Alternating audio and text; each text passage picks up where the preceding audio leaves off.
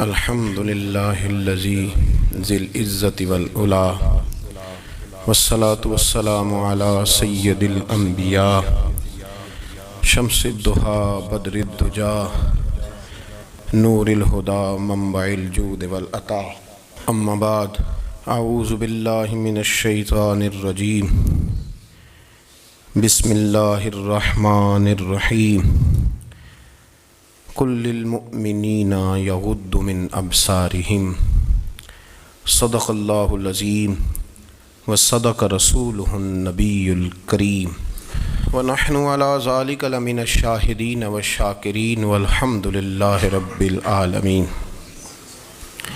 ان اللہ وملائکتہ یصلون علی النبی یا ایہا الذین آمنوا صلوا علیہ وسلموا تسلیما الصلاۃ والسلام علیک یا سیدی یا رسول اللہ وعلی آلک واصحابک یا سیدی یا حبیب اللہ۔ تمام تعریفیں حمد و ثنا اللہ تبارک و تعالی کے لیے، درود و سلام نبی اکرم نور مجسم شفیع معظم آقا کل ختم رسول دانائے سبل احمد مجتبیٰ جناب حضرت محمد مصطفیٰ صلی اللہ تعالی علیہ وسلم کی ذات والا صفات کے لیے حمد و صلات کے بعد، اسلام فطرت کے عین مطابق دین ہے۔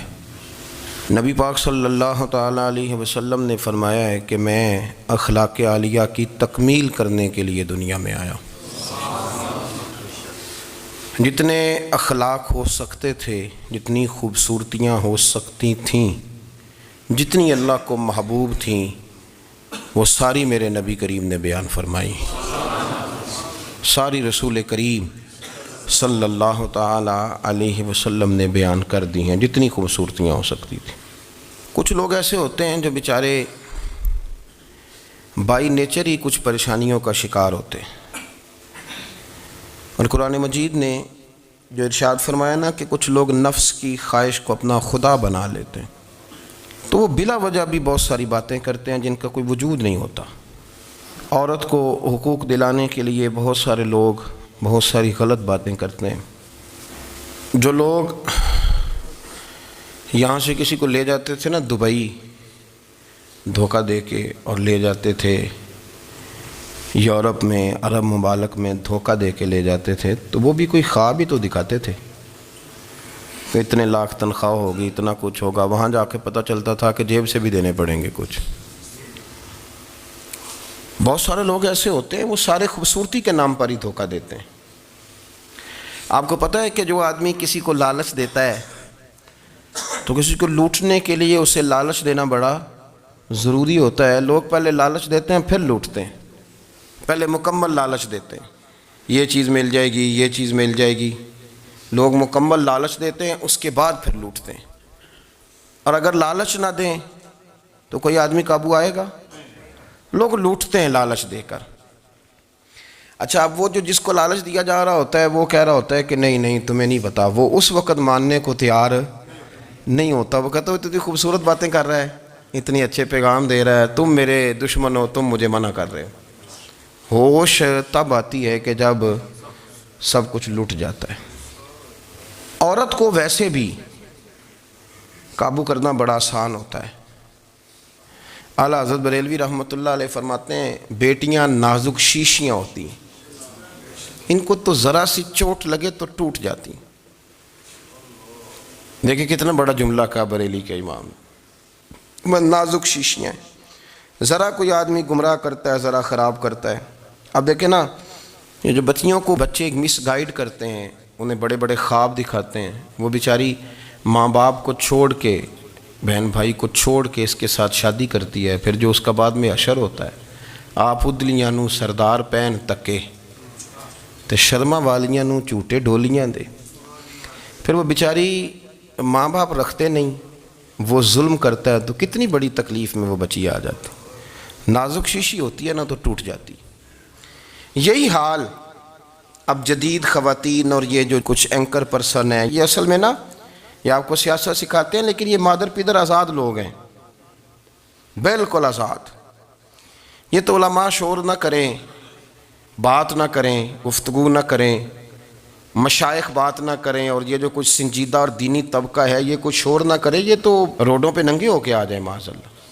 خوفناک نظریہ رکھتے ہیں یہ لوگ. عورت کو کہتے ہیں تیرے حقوق ہم تجھے لے کے دیں گے. مثلاً وہ کون سا حق ہے جو تم نے لے کے دینا ہے؟ میرے نبی کریم صلی اللہ علیہ وسلم اس کو بیٹی بھی بنایا ہے، اس کو بہن بھی بنایا ہے، اس کو ماں بھی بنایا ہے، اسے بیوی کا عالی شان رتبہ بھی عطا فرمایا ہے. اور چونکہ بیٹی کا بھی حق بڑا بیان کیا جاتا ہے، بہن کا بھی، ماں کا بھی. اور بیوی کے معاملے میں لوگ سمجھتے ہیں کہ زیادہ بات نہیں کرنی چاہیے، شاید مسئلہ خراب ہو جائے. حالانکہ نبی پاک صلی اللہ تعالیٰ علیہ وسلم نے بیوی کے بارے میں پتہ کیا فرمایا؟ فرمایا جب تم نکاح کر لیتے ہو تو اپنا ایمان محفوظ کر لیتے ہو. اب میں اس کی شرح نہیں کرتا، اب خود کر لیجئے گا کہ وہ ایک ایسی شخصیت ہوتی ہے کہ جس کی موجودگی میں آپ کا ایمان محفوظ ہے. اب میں نہیں سمجھتا کہ اس سے بڑی بات کوئی اور ہو سکتی ہے، جس کی موجودگی میں آپ کا ایمان. اور بھئی یہ حدیث پاک عرض کر رہا ہوں، نکاح جب کوئی کر لے تو اس نے اپنا ایمان مکمل کر لیا. اس کا معنی یہ ہوا کہ آپ کا ایمان محفوظ ہے اس کی موجودگی میں. تو اس سے زیادہ بھی، یعنی ایمان سب سے قیمتی چیز ہے نا، تو اس کے محفوظ ہونے کی وجہ حضور نے نکاح بیان کر دی. اب میرا خیال ہے بی بی اگر کوئی اس سے بڑا حقوق مانگے گی تو بیوقوفی کرے گی. اتنا بڑا درجہ نبی کریم نے اسے عطا کر دیا، اتنا بڑا مقام دے دیا کہ تو خاوند کے ایمان کے محفوظ ہونے کا ذریعہ بن گئی ہے. عورت کو جو حقوق رسول کریم صلی اللہ تعالیٰ علیہ وسلم نے عطا فرمائے، نبی پاک نے جو حقوق دیے، دیکھیں نا، حضرت عبداللہ ابن عمر رضی اللہ تعالیٰ عنہ کی اہلیہ بیمار تھی تو جلدی جلدی سے وہ آئے. تو جب بہت جلدی ہو، سفر بڑا شدید تھا، تو آپ نے جلدی سے نماز ادا کی، جلدی سے چلے. آپ کے خادم کہنے لگے حضور خیریت ہے؟ فرمایا میری بیوی بیمار ہے. تو اس نے عرض کی حضور آپ کی اہلیہ بیمار ہے. تو آپ نے نماز بھی جلدی سے پڑھی، سفر بھی جلدی جلدی کیا. تو فرمانے لگے یہ وہ چیزیں ہیں جو ہمیں مدینے والے رسول نے سکھائی. آپ اس کیفیات کو سمجھیں کہ حضور صلی اللہ علیہ وسلم نے درس دیا. اور پھر ایک اور بہت بڑی بات، یہ فضیلت کسی اور کو نہیں دی. جو عورت کو حضور نے فضیلت دی، یہ فضیلت کسی اور کو نہیں دی. کبھی حضور نے فرمایا کہ تمہارا ابا تمہارے ساتھ بہت سخت رویہ کرے تو تم نے اس کو اس سختی پر داد دینی ہے. فرمایا چلو اگر وہ زیادتی بھی کرے تو تم نے اس کے ساتھ سلوک اچھا ہی کرنا ہے. لیکن آپ ایک بات کو سمجھے نا کہ بچے کے بارے میں، بیٹے کے بارے میں، بیٹی کے بارے میں فرمایا 10 سال کے ہو کے نماز نہ پڑھے تو سختی کرو، تمہارا ڈنڈا بھی لٹکنا چاہیے. بہت ساری جگہوں پہ بہت سارے لوگوں کے لیے سختی کا حکم دیا، لیکن عورت کے لیے حضور نے جو جملے کہے، اصل میں ہم سمجھتے ہیں کہ یہ ایک بات ہے، مشہور ہو گئی ہے روایت حدیث، تو بس اس کے پس منظر پر اور جملوں کے حسن پر شاید معاذ اللہ غور کرنے کی ضرورت نہیں. ذرا اس لفظ کی تاثیر پر غور کریں. حضور نے فرمایا عورت ٹیڑھی پسلی سے پیدا کی گئی ہے، یہ ٹیڑھی ہے، کو سیدھا کرنے کی کوشش کرو گے تو ٹوٹ جائے گی. تو حضور پھر ہمارے لیے حکم کیا ہے؟ فرمایا جیسی ہے تم اسی کے ساتھ نبھا کرو. آپ سمجھیں کہ اتنا محفوظ حضور نے درجہ دے دیا بی بی کو، اتنا محفوظ کہ فرمایا غلطی بھی ہو تو میرے غلاموں تم اس کے ساتھ نبھا کرو، گزارا کر لو. کو کیا اور حق چاہیے عورت کو جس کو اس کی غلطیوں سمیت نبی پاک نے قبول کرنے کا حکم دے دی، اس کی کمزوریوں سمیت قبول کر لو. اب اس کو اور کیا کوئی کمزوریوں سمیت قبول کرتا ہے؟ کبھی آپ دکان پہ بیٹھے ہو تو آپ کہیں بھی اس میں یہ بھی غلطی، میرے مال میں یہ بھی کمزوری ہے، یہ بھی کمزوری ہے، یہ بھی کمزوری ہے، تو کر لے قبول. کرتا ہے کوئی؟ کوئی شخص ایسا ہو جو کسی چیز کی کمزوریاں بیان کر کے کہ اسے قبول کرو؟ پر رسول کریم صلی اللہ تعالیٰ علیہ وسلم نے نا ہمیں سبق دیا، حضور نے ہمیں درس دیا، نبی پاک نے ہمیں پیغام دیا. فرمایا یہ ٹیڑھی ہے، سیدھی کرنے کی کوشش کرو گے تو بیچاری ٹوٹ جائے گی، تو اس کے ساتھ نبھا کر جاؤ. آپ میری بات کو سمجھیے گا. چلیں میں اس پر ایک اور بخاری مسلم کی حدیث پڑھتا ہوں. حضرت سلمان فارسی رضی اللہ تعالیٰ عنہ اور حضرت ابو درداء کے درمیان بھائی چارہ تھا. مکے سے مدینے جب لوگ آئے تو حضور نے بھائی بھائی بنایا تھا. ان کے درمیان بھائی چارہ تھا تو ابھی پردے کی آیات نازل نہیں ہوئی تھیں، تو لوگ ایک دوسرے کی طرف جاتے تھے.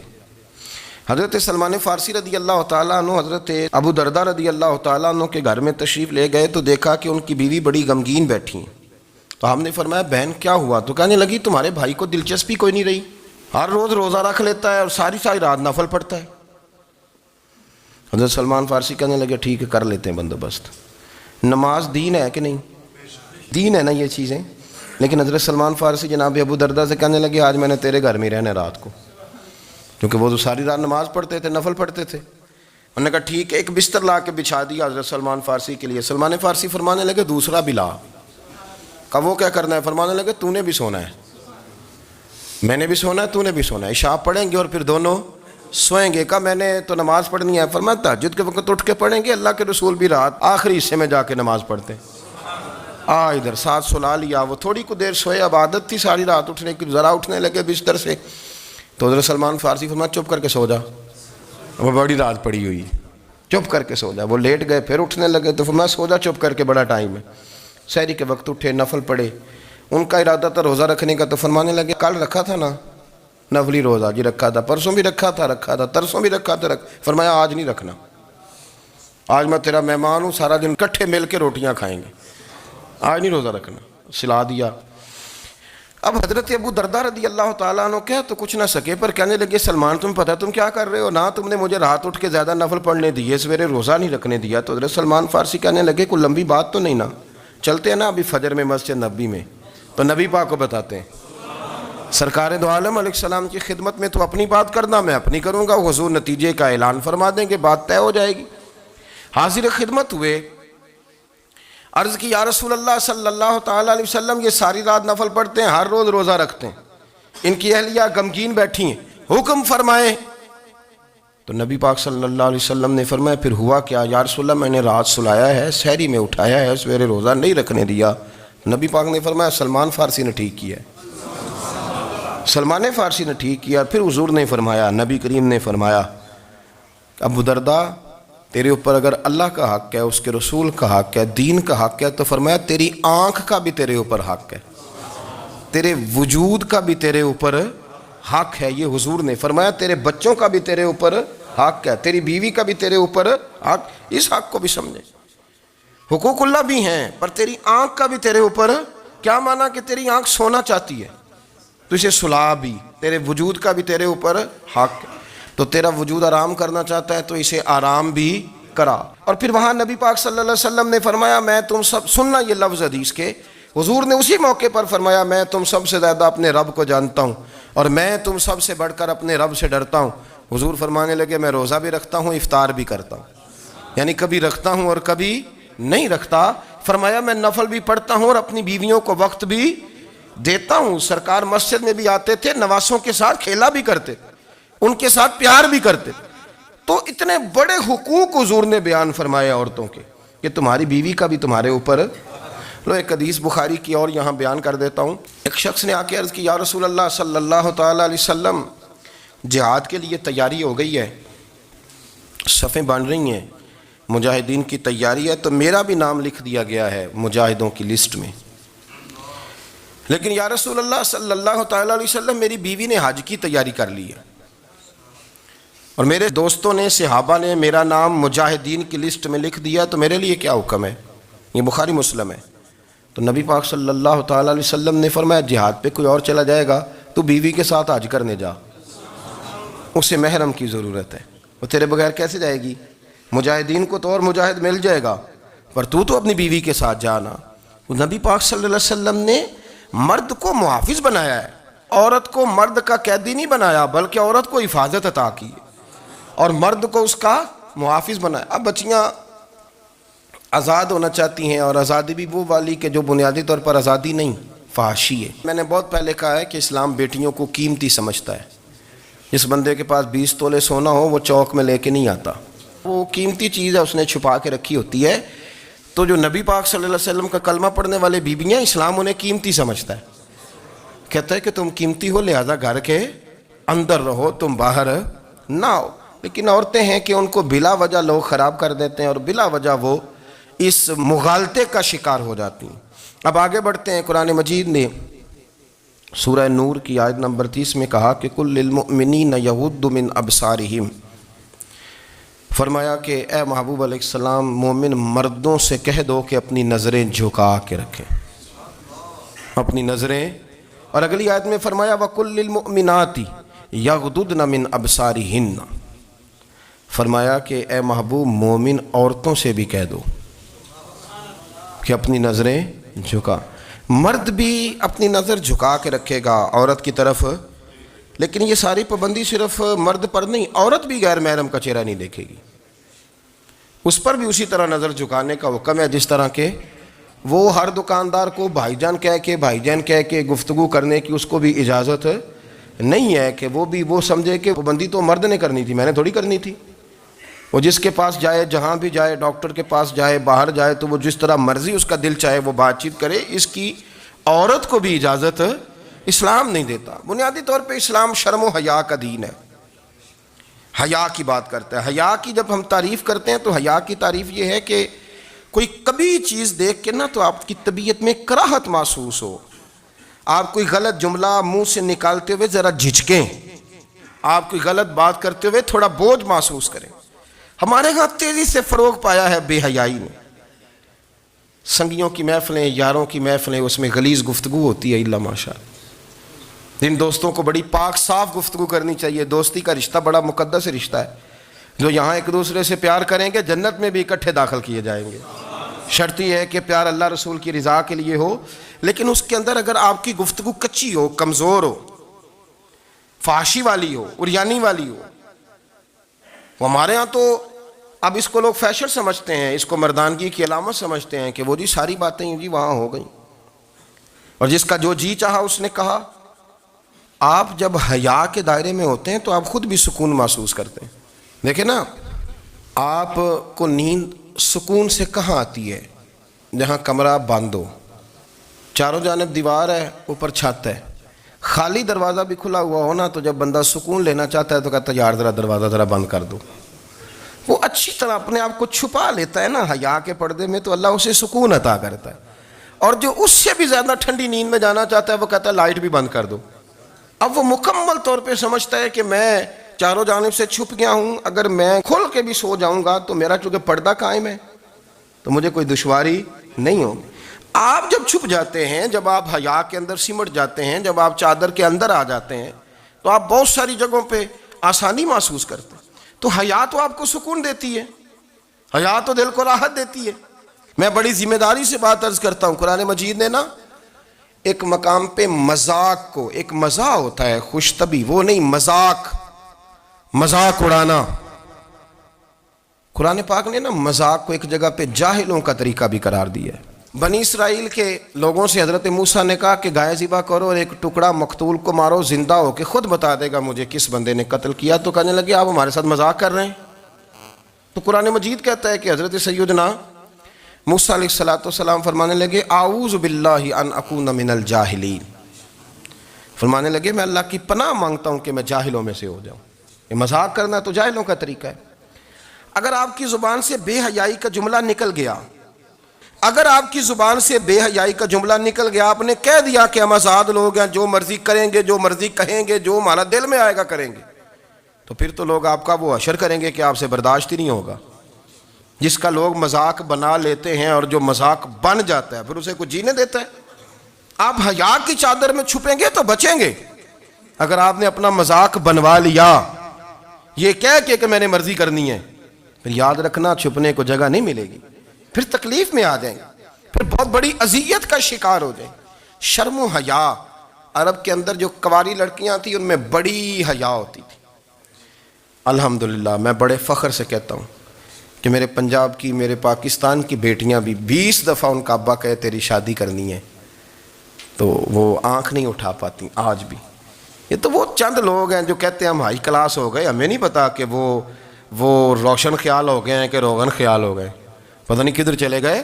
ورنہ ہماری بیٹیاں آج بھی جب ان سے ان کا باپ، ان کی ماں بات کرتی ہے تیری شادی کی تو وہ تو شرم کے ساتھ پچھلے سے پچھلے کمرے میں چھپتی ہیں. یہ اللہ نے فضل کیا ہوا ہے اس ملت پر. تو عرب کی لڑکی بڑی حیا والی ہوتی تھی، اس سے کوئی بات کرنی پڑتی تھی تو 20 دفعہ بات کی جاتی، پھر بھی وہ عورت چھپتی پھرتی تھی. حضرت عائشہ صدیقہ رضی اللہ تعالیٰ عنہ فرمانے لگیں میرے نبی پاک صلی اللہ علیہ وسلم عرب کی کنواری لڑکیوں سے بھی زیادہ حیا کرنے والے.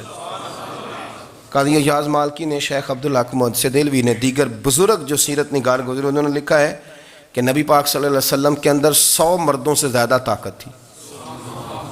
100 مردوں سے زیادہ طاقت. اب جو بات کہنے لگا ہوں، جو نتیجہ دینے لگا ہوں، اس پر خاص توجہ آپ فرمائیں گے. ذرا فکری طور پر، نظریاتی طور پر ایک چیز کو سمجھیے. ہم سمجھتے ہیں کہ جوان لڑکا ہے جی، جو مرضی کرے، عمر ہے جی.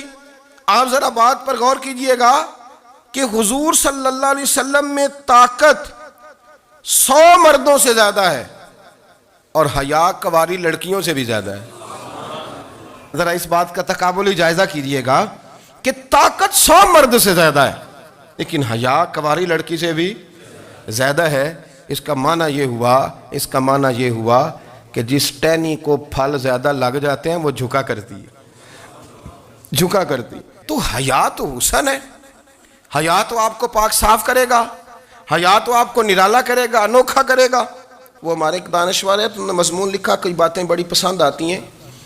وہ کہتے ہیں کہ میری اہلیہ، ان کو بھی کسی نے مس گائیڈ کر دیا تھا، حالانکہ اچھی خاتون ہے، کسی نے مس گائیڈ کر دیا.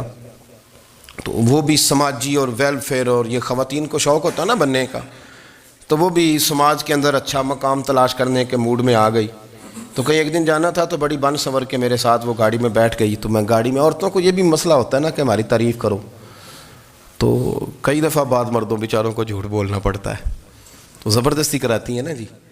تو اس میں گنجائش بھی دی ہے شریعت نے گنجائش دی ہے کہ کبھی بیوی کو راضی کرنے کے لیے خلاف واقعہ بات کرنی پڑے تو کر لینی چاہیے.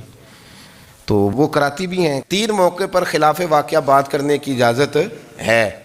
واقعہ کے خلاف بھی آپ بات کر سکتے ہیں. جنگ کے موقع پر 2 لوگوں کو صلح کرانے کے لیے اور بیوی کو راضی کرنے کے لیے کر لیں کوئی ایسی بات، بے شک اپنی طبیعت پہ جبر کر کے کر لیں، گنجائش ہے، اجازت ہے. تو وہ کہتے ہیں جب وہ گاڑی میں میرے ساتھ بیٹھی بن سنور کے، تو وہ تقاضا کرنے لگی کہ میں نے بڑے اچھے کپڑے پہنے ہیں پر آپ نے توجہ نہیں کرائی. وہ سیاںا بندہ تھا، وہ چاہ رہا تھا کہ میری خاتون سمجھ جائیں. وہ کہتے ہیں مجھے پتہ تھا کہ بیچاری مس گائیڈ ہو گئی ہے، دل کی بڑی اچھی ہے، سیاਣੀ ہے، لیکن اس کو کچھ خواتین نے، کچھ لوگوں نے مل کے اس کا ذہن غلط کر دیا ہے کہ سماج میں نکلو، باہر جاؤ، کام کرو، فلاں کرو، اپنی مرضی سے جیو. تو میرے ساتھ گاڑی میں بیٹھی کہیں جانے کے لیے، تو مجھ سے کہنے لگی کہ آپ نے میری طرف توجہ ہی نہیں کی، آپ نے کوئی ذکر ہی نہیں کیا کہ میں کیسی لگ رہی ہوں. تو وہ کہتے ہیں میں نے اسے کہا کہ اگر تو ناراض نہ ہو تو پھر میں صحیح والی تعریف کر دوں. تو اس نے کہا کہ آپ کر دیں. تو کہتے ہیں میں نے درد سے اور خلوص سے اپنی بیوی سے کہا، خلوص کے ساتھ. میں نے کہا میں تو روز گھر ہوتا ہوں، روز شام کو گھر ہوتا ہوں. اگر تو میرے لیے تیار ہوتی تو میں تیری تعریف کرتا، لیکن آج تو باہر جانے کے لیے تیار ہوئی، تو پھر ان سے تعریف کی امید رکھ جن کے لیے تو نے تیاری کی ہے. میرے لیے تیاری کرتی تو میں تو ہر شام تیرے پاس ہوتا ہوں. کہتے وہ میرے لفظوں میں درد تھا تو وہ بھی رو پڑی. اور کہنے لگی آپ گاڑی روک دیں، مجھے باہر جا کے کسی کو راضی نہیں کرنا، میں نے اسے راضی کرنا ہے جس کو رب کریم نے میرا شوہر بنایا ہے اور میرے لیے منتخب کیا ہے میرے ماں باپ کو. میں واپس لوٹتی ہوں. یہ ایک پہلو ہے سلگتا ہوا، اس کو سمجھا جائے. رسول کریم صلی اللہ علیہ وسلم عرب کی کواری لڑکیوں سے زیادہ حیا والے تھے. کواری لڑکیوں سے زیادہ حضور حیا فرمایا کرتے تھے. جب خانہ کعبہ کی مکہ شریف میں تعمیر ہو رہی تھی نا، اہل عرب اس کو تعمیر کر رہے تھے، تو نبی پاک صلی اللہ علیہ وسلم اپنے چچا حضرت عباس کے ساتھ خانہ کعبہ کی تعریف میں مصروف تھے. تو عرب کے لوگ چونکہ لمبا کرتا پہنتے تھے پیروں تک، تو نیچے اگر کسی وقت کوئی چیز نہیں بھی ہوتی تھی تو کسی کو وہ نظر نہیں آتی تھی، چونکہ پردہ رہتا تھا، ایک لمبا کرتا پہنا ہوا ہوتا تھا.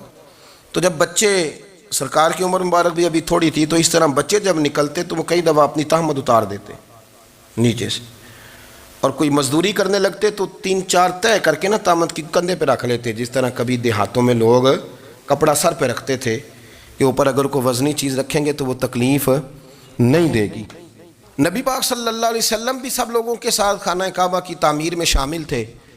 تو حضرت عباس رضی اللہ تعالیٰ عنہ نے کہا حضور سے، ابھی اعلان نبوت بھی نہیں فرمایا تھا، بھتیجے آپ بھی تہمت اتاریے، یہ صحیح مسلم میں حدیث موجود ہے، اور اس کو کندھے پہ رکھ لیجیے، آپ اینٹیں اٹھا کے لا رہے ہیں تو ذرا آپ کو تکلیف نہیں ہوگی. تو سرکار دو عالم صلی اللہ علیہ وسلم سے یہ بات کہی، اور پھر جلدی سے حضور کی تہمت کو نکال کے حالانکہ لمبا کرتا پہنا ہوا ہے، تو وہ جیسے ہی ان کے کندھے پہ رکھا اینٹیں رکھنے کے لیے، تو سرکار تو زمین پہ گر گئے، بے ہوش ہو گئے، آنکھیں آسمان کی طرف. اور پھر حضور پکار رہے ہیں آزاری آزاری آزاری، میرا تہمت دے دو، میرا تام مت دے دو. کبھی کوئی شخص اس وجہ سے بھی بے ہوش ہوا ہے کہ میرے وجود سے کپڑا اتر گیا ہے؟ حالانکہ سرکار پر وہ بے ہوشی بھی نبی پاک کا وہ جو غلبہ ہے نا شرم و حیا کا، اس کی وجہ سے ہوا. ورنہ تو حضور فرماتے ہیں کہ میری آنکھیں سو جاتی ہیں، دل تو میرا اس عالم میں بھی جاگتا رہتا ہے. تو سرکار زمین پہ تشریف لے آئے، آنکھیں میرا تامت دے دو، میرا تامت دے دو. تو جلدی سے انہوں نے تامت دیا تو حضور نے باندھ لیا. پھر طبیعت مبارک میں تسلی ہوئی. یعنی ہم اس رسول کے غلام ہیں کہ جن کے تو وجود سے کپڑا اتر جائے تو حضور برداشت نہیں کرتے، قبول نہیں فرماتے، تکلیف شروع ہو جاتی. لیکن یہاں نوجوان ہیں اور بڑا قد کاٹ ہے اور بڑے بڑے سمجھدار لوگ ہیں، گرمی آتی ہیں تو شارٹ کپڑے پہن کے گھومتے ہیں. ان کو خیال نہیں کہ یہ وہ والا لباس ہے جو باہر تو کیا گھر میں اماں کے سامنے نہیں پہننا چاہیے، بہنوں اور بیٹیوں کے سامنے نہیں پہننا چاہیے. آپ کی گفتگو میں شرم و حیا ہو، آپ کے لب و لہجے کے اندر حسن ہو. آپ کو پتہ ہے نبی پاک صلی اللہ علیہ وسلم نے فرمایا میری امت میں سب سے زیادہ حیا کرنے والے عثمان غنی ہیں. عثمان غنی سب سے زیادہ حیا کرنے والے. آپ فرمایا کرتے تھے جب سے حضور کا چہرہ دیکھا ہے میں نے کبھی اپنی شرمگاہ بھی نہیں دیکھی، میں نے آنکھوں کا وضو نہیں توڑا، اور جب سے حضور کے دست مبارک میں نے بیعت کے لیے سیدھا ہاتھ بڑھایا تو پھر سیدھا ہاتھ میں نے کبھی گندگی کو نہیں لگایا. حیا تھی. آپ باتھ روم کے اندر بھی غسل فرماتے تھے تو کپڑوں سمیت کرتے تھے. کسی نے کہا حضرت جی واش روم کے اندر کیوں نہیں کپڑے اتارتے؟ آپ فرمانے لگے باہر بندوں سے حیا کرتا ہوں، اندر جاتا ہوں تو رب سے حیا آنی شروع ہو جاتی، وہ تو دیکھ رہا ہے نا. تو میں جو بات آپ کی خدمت میں عرض کرنا چاہتا ہوں اس کو آپ سمجھیے گا میرے عزیز، کہ شرم والا مزاج، گفتگو بھی شرم والی، آنکھیں بھی شرم والی، لباس بھی شرم والا، دوستی یاری بھی شرم والی، بہت ساری ایسی باتیں. دیکھیں نا آپ ذرا، میں نے کہا کہ باتوں کو سن کے گزر نہ جایا کریں، اس کی گہرائی پر غور کریں. حضور علم کا سمندر ہے، سرکار سے زیادہ علم دنیا میں کسی کے پاس موجود نہیں ہے، اور صحابہ کو موقع ملا ہوا ہے اس سمندر سے فیض لینے کا. لیکن ان کی حالت یہ ہے کہ حضرت علی المرتضیٰ فرماتے ہیں 14 دن گزر جاتے. حضور سے کوئی سوال پوچھنا ہوتا تھا پر میں شرم کے مارے نہیں پوچھ پاتا تھا. 14 دن بخاری شریف میں موجود ہے. ایک دن نبی پاک صلی اللہ علیہ وسلم نے پوچھا صحابہ سے کہ وہ کون سا درخت ہے جس کے پتے نہیں گرتے؟ اور وہ درخت اس طرح ہے جس طرح مومن ہوتا ہے. وہ درخت میرے مومن کی طرح بتاؤ. حضرت عبداللہ ابن عمر فرماتے مجھے پتا تھا کہ وہ کھجور کا درخت ہے، لیکن چونکہ ابو بکر صدیق بھی بیٹھے ہیں، عمر فاروق بھی بیٹھے ہیں، مولا علی بھی بیٹھے ہیں، عثمان غنی بھی بیٹھے ہیں، اتنے جید لوگ بیٹھے ہیں، تو مجھے حیا آتی تھی کہ میں کیوں جواب دوں. کہتے سرکار نے کئی دفعہ پوچھا، لوگوں نے کئی اور درخت بتائے، پر فرمایا تمہارا جواب درست نہیں ہے. آپ حیا کے اس پہلو پر غور کریں کہ سوال کا جواب آتا ہے. سوال کا جواب، یعنی مجھے سوال کا جواب آتا اور پھر میں دوں نہ، مجھے بدعزمی نہ ہو جائے گی. یہ کیسے ممکن ہے کہ میری رات گزر جائے، مجھے پتا بھی تھا اور میں نے بتایا نہیں. بہت سارے لوگ آ کے بہت ساری باتیں بتاتے ہیں، بہت ساری باتیں وہ سمجھاتے ہیں، تو ہم غور سے ان کا چہرہ دیکھنے لگ جاتے ہیں، کہتے ہیں یار اس کا تو دعویٰ تھا کہ میں سمجھنے آتا ہوں، تو یہ تو ہمیں سمجھا رہا ہے، چلو الحمدللہ ہم سمجھنے کو تیار ہیں. لیکن میرے عزیز پتہ بھی ہے جواب کا، علم بھی ہے، لیکن فرماتے ہیں میری حیا نے مجھے اجازت نہ دی کہ میں جواب دوں. آپ فرماتے ہیں پھر حضور سے صحابہ نے عرض کی کہ یا رسول اللہ آپ ہی بتا دیں وہ درخت کون سا ہے. تو حضور نے فرمایا بھائی وہ کھجور کا درخت ہے. تو آپ فرماتے ہیں میں دل میں کہہ رہا تھا کہ الحمدللہ میرا جواب درست ہے، حالانکہ میں نے جواب دیا ہی نہیں. تو لفظوں میں حیا، جملوں میں حیا، آنکھوں میں حیا، اٹھنے میں حیا، بیٹھنے میں حیا، چلنے میں حیا ایک خوبصورت حسن ہے. اور نبی پاک صلی اللہ علیہ وسلم نے فرمایا جب تو بے حیا ہو جائے نا پھر تو آزاد ہے، پھر تو جو مرضی کا، پھر تو جو. اس لیے بزرگ جب کسی کو بے حیا کہتے تھے نا، اللہ اکبر، اور جب کسی کو کہتے تھے نا یہ بے حیا ہے تو لوگ سمجھتے تھے کہ ہلکی سی بات کر دی ہے، لیکن ان کا معنی یہ ہوتا تھا کہ بس بھائی اب اس کے ساتھ کوئی کلام کرنے کی ضرورت ہے، اس کو اب اصلاح کی ضرورت نہیں، یہ بے حیا ہے. کیا معنی؟ کہ اب یہ جو اس کے دل میں آئے گا وہ کرے گا، جو اس کی طبیعت چاہے گی وہ کرے گا، اب یہ کسی پہلو بھی قابو آنے کو تیار بے حیا ہو گیا. بے حیائی بہت بڑا عیب ہے. اور جو لوگ کہتے ہیں کہ ہمیں بالکل آزادی ہونی چاہیے، ہمارا اپنا جسم ہے تو ہماری اپنی مرضی چلے گی. ایک وزیر صاحب ہیں، پتہ نہیں میں ان کو جانتا تو نہیں، انہوں نے سینٹ میں تقریر کی ہے، میں نے ان کی بات سنی ہے. اس نے کہا نہیں بھائی जिस्म रब का है तो मर्ज़ी भी तो रब करीम की चलेगी, और मर्ज़ी भी, ये मर्ज़ी भी अल्लाह की। ये मुझे थोड़ा सा मसला है जिस्म पर, कभी कभी मुझे कसरत सफ़र से एलर्जी हो जाती है। मेरे साथ लोग ना दिल से प्यार करते हैं, शायद ही कोई अच्छा डॉक्टर हो जिस तक मेरे संगी मुझे ले के ना गए हों, पर जिस्म अल्लाह का है ना, मर्ज़ी भी, जब वो चाहेगा सेहत देगा। क्यों कच्चे कामों में लोग पड़ गए, क्यों गलत लोग सोच में पड़ जाते हैं, ये उसी का है। और जब वो चाहेगा, आप इस बात को अच्छे तरीके से समझ लें कि जो अपनी मर्ज़ी चौकों चौराहों में कर रहे होते हैं ना, जो मर्ज़ी गांधमंद, वो जानवर होते हैं, वो जानवर होते हैं जो ना चौक देखते हैं, ना गली देखते हैं, ना उन्हें पता होता है कि जगह कौन सी है। वो इंसान, मैंने कह दिया जो मैंने कहना था, मैंने कह दिया, वो जानवर होते हैं। और जो कुछ इंसान होते हैं ना, उनके अंदर कुछ ना कुछ फिर शर्म हया भी होती है। वो चौकों चौराहों में वो हरकतें और वो काम नहीं करते जो जानवर करते हैं।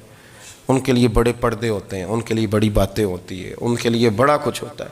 जो बिल्कुल आज़ाद हो जाए, कोई पता ना हो किस वक़्त क्या कहना है, क्या करना है, तो फिर वो दायरा इंसानियत से खारिज हो जाता है। हम आपको क्या दावत दें, आप तो वो बातें कर रहे हैं जो इस्लाम का इंसानियत के हक़ में भी ठीक नहीं। आप तो वो वाली बातें कर रहे हैं जिनका इंसानियत भी तकाज़ा नहीं करती कि ये बातें होनी चाहिए। लेकिन एक बात, मैं तो जज्बाती नहीं होता, मैं बड़े गौर से चीज़ों को देखता हूँ, सुनता हूँ। और ना मैं उन मौसमी मेंढकों की, वो मुझे राहत साहब कहने लगे जी बड़े बड़े मौलवी एक बंदे के साथ बैठे हुए होते थे और वो रोज़े में बड़े बड़े दरस देता था, तो वो भी फ़लानी फ़लानी हरकतें कर रहा है। तो मैंने कहा हमने तो पुराना कहा था कि मौसमी मेंढक है, तो पुराने कह रहे हैं कि अदाकार है, तो वो जहाँ कास्ट करेंगे वहाँ वो अदाकारी करेगा। आप किसी मजहबी जगह कर लें तो वहाँ कर लेगा, कहीं और जगह करेंगे तो हम तो पुराना कह रहे हैं।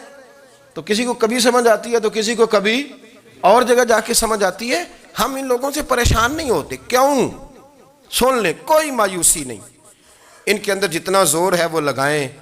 ये मुल्क बना है रसूलुल्लाह के नाम पे, ये अल्लाह ने तोहफ़ा दिया है उम्मत मुस्लिमा को, ये नबी पाक के नाम पे बना है। तो यहाँ झंडा भी वही वाला बुलंद होना है जो मदीने वाले रसूल का झंडा है, और यहाँ वही काम चलेगा जो नबी पाक ने बयान फरमाया।